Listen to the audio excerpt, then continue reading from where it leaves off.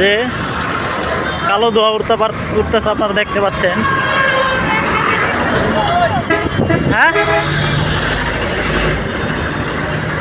এটি হচ্ছে রূপগঞ্জ 1 আসনের এমপি